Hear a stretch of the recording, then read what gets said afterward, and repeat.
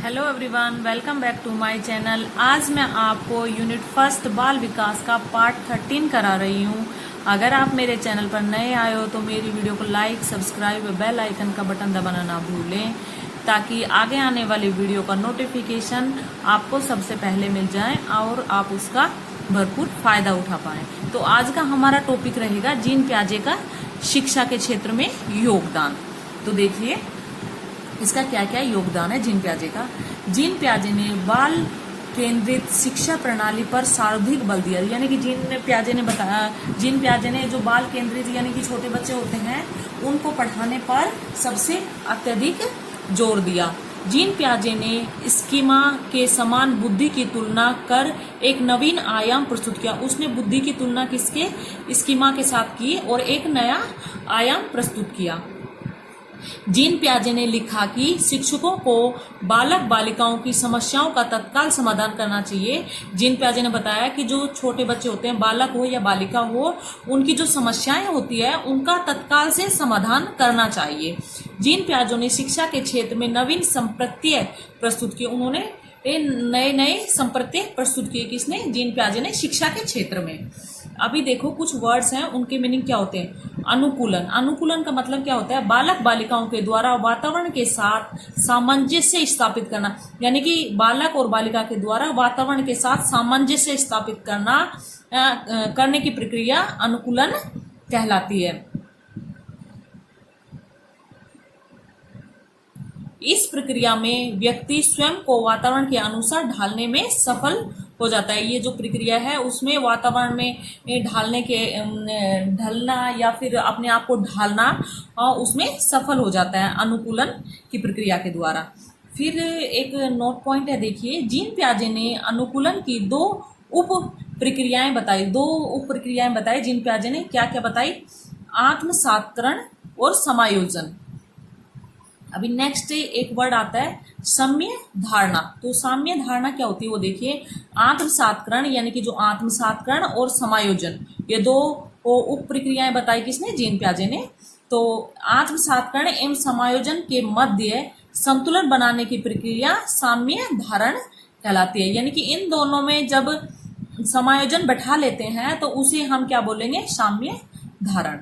इस प्रक्रिया में पूर्व अनुभव एवं वातावरण के साथ संतुलन का प्रयास किया जाता है। इस प्रक्रिया में पूर्व अनुभव एवं वातावरण के साथ क्या संतुलन करने का प्रयास किया जाता है।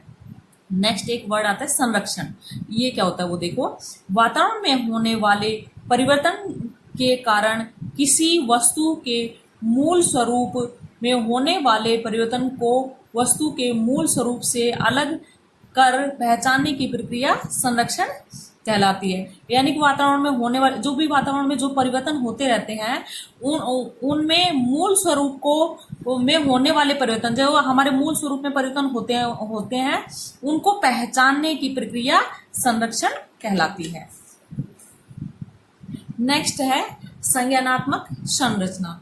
बालक बालिकाओं की मानसिक संरचना का सेट संज्ञानात्मक संरचना कहलाती है। जो बालक बालिकाओं उनका मानसिक संरचना का सेट संज्ञानात्मक संरचना कहलाती है। दूसरे वर्ड्स में हम बोल सकते हैं बालक का मानसिक संगठन ही संज्ञानात्मक संरचना कहलाता है। जो उनका मानसिक संगठन होता है ना, उसे हम क्या बोलेंगे? संज्ञानात्मक संरचना कहते हैं। इस संप्रदाय में बालकों की मानसिक क्षमता योग्यता का निर्धारण किया जाता है। इसमें क्या है? बालकों की जो मानसिक क्षमता होती है या उसमें कितनी योग्यता है उसका निर्धारण किया जाता है। मानसिक सक्रिय। अभी मानसिक सक्रियता क्या होती है वो देखिए। बालक बालिकाओं के द्वारा किसी समस्या का समाधान करने हेतु चिंतन करने की प्रक्रिया मानसिक सक्रिय कहलाती है। यानी कि बालक या बालिका के सामने कोई भी समस्या आ जाती है और फिर उसका समाधान करता है, वो चिंतन करके सोच विचार करके, तो उसे हम क्या कहेंगे? मानसिक सक्रिय। इस संप्रत्यय में बालक बालिकाओं की समस्या समाधान की योग्यता का निर्धारण। इस संप्रत्यय में क्या होता है कि जो बालक और बालिकाएं होती हैं उनकी समस्या कि वो कितनी जो उनके सामने समस्या होती है उनका समाधान की योग्यता का निर्धारण किया जाता है। स्कीम्स। अभी देखो स्कीम्स क्या होती है। किसी व्यवहार को बार बार एक ही रूप में दोहराने के पैटर्न ही स्कीम्स कहलाती है। यानी कि कोई एक व्यवहार हो, उसको जब बच्चा बार बार दोहरा रहा है तो उसे हम क्या बोलेंगे, स्कीम्स कहते हैं। जैसे कि जब बच्चा डेली स्कूल जाता है और फिर वो डेली अपना बस्ता है, बैग है, वो अरेंज करता है, तो हम उसे क्या बोलेंगे, स्कीम्स कहते हैं। अब ये स्कीम्स था, ये स्कीमा है। बालक बालिकाओं की मानसिक संरचना का व्यवहारगत परिवर्तन स्कीमा कहलाता है। यानी कि जो बालक या बालिका हो, उनके मानसिक संरचना का व्यवहारगत, उनकी मानसिक संरचना में जो भी परिवर्तन होते हैं ना, उसे हम क्या बोलते हैं, स्कीमा बोलते हैं। यानी कि जो लड़का हो या लड़की, ये उनकी जो मानसिक संरचना में जो मानसिक संरचना का जो व्यवहारगत परिवर्तन होता है ना, तो उसे हम क्या बोलेंगे, स्कीमा कहते हैं।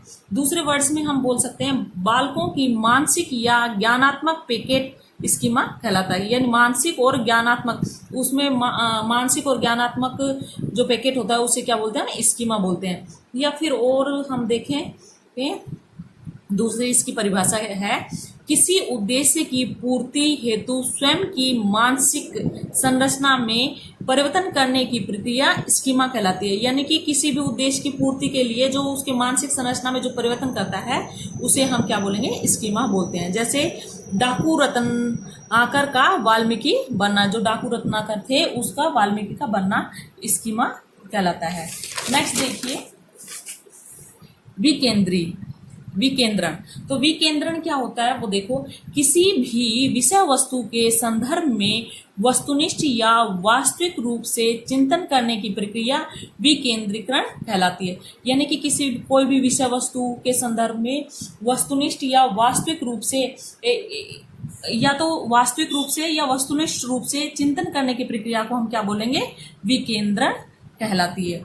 बालक बालिकाओं में इस योग्यता का विकास 2 वर्ष या 23 या 24 माह की उम्र में हो जाता है। किसी भी, नेक्स्ट वर्ड में इसकी परिभाषा है, किसी भी विषय वस्तु की वास्तविक स्थिति का निर्धारण करना ही विकेंद्रण कहलाता है। वास्तविक स्थिति का निर्धारण करना ही विकेंद्रीकरण कहलाता है। कुछ नोट पॉइंट हैं वो देखिए। जीन पियाजे को स्कीमा संप्रदाय का जनक भी माना जाता है। जीन पियाजे को स्कीमा संप्रदाय का जनक भी माना जाता है। जीन पियाजे ने संवेदी पेशी विकास की 6 उप अवस्थाएं बताई थी। जीन पियाजे ने पूर्व सक्रियात्मक अवस्था के 2 उप भाग बताए। ये नोट पॉइंट थे हमारे। अभी देखिए नेक्स्ट हमारा जो सिद्धांत है वो है सामाजिक संज्ञानात्मक विकास का सिद्धांत। ये सामाजिक संज्ञानात्मक विकास का सिद्धांत लेव वाइगोत्स्की ने दिया था। तो देखो इन्होंने क्या बताया अपने सामाजिक संज्ञानात्मक विकास के सिद्धांत में, वाइगोत्स्की एक सामाजिक अवधारणा से प्रभावित थे, जो एक सामाजिक अवधारणा से प्रभावित थे। इन्होंने सामाजिक संज्ञानात्मक विकास सिद्धांत दिया। इन्होंने सामाजिक विकास में वातावरण की घटनाओं की महत्वपूर्णता बताई। यानी कि समाज में जो वातावरण में जो भी घटनाएं घटती है ना, उसको इन्होंने क्या किया, महत्वपूर्ण बताया। वाइगोत्स्की के अनुसार बालक बालिकाओं का सामाजिक विकास भाषाई कौशल एवं सामाजिक विभूतियों के माध्यम से ही होता है। इन्होंने बताया जो बालक बालिकाएं हैं उनका सामाजिक विकास, भाषाई कौशलों का विकास होता है, वो कहाँ से होता है, सामाजिक विभूतियों के माध्यम से ही बताया उन्होंने। नेक्स्ट देखो, वाइगोत्स्की के अनुसार बालक अपनी समाज परिवार के प्रतिष्ठित लोग विभूतियों के संदिग्ध में रहकर उनके द्वारा किए जाने वाले कार्यों का अवलोकन कर सीखता है। यानी कि बालक जब क्या करता है, एक समाज में रहता है या परिवार में रहता है, तो वो जो भी काम करते हैं तो उनको देखकर ही वो बच्चा क्या करता है, सीखता है। वाइगोत्स्की का यह सिद्धांत वातावरण की घटनाओं की अवलोकनात्मक प्रणाली पर आधारित है। तो ये वाइगोत्स्की का सिद्धांत है, वो वातावरण में जो घटनाएं होती है ना, उसके अवलोकनात्मक प्रणाली पर ही आधारित है। वाइगोत्स्की के अनुसार बालक वातावरण समान में घटित घटना को देखकर उनका अवलोकन कर ही सीखता है। वाइगोत्स्की ने बताया कि जो वातावरण में, जो भी समाज में, वातावरण में जो भी घटनाएं होती है, बच्चा क्या करता है, उनका अवलोकन करता है और फिर उसको सीखता है। एक नोट पॉइंट है, जो वाइगोत्स्की ने अपने सिद्धांत का प्रतिपादन करने हेतु ZPD तत्व का प्रतिपादन किया। तो अब ये देखिए ZPD क्या होती है, zone, Z means zone, P means proximal, D means development.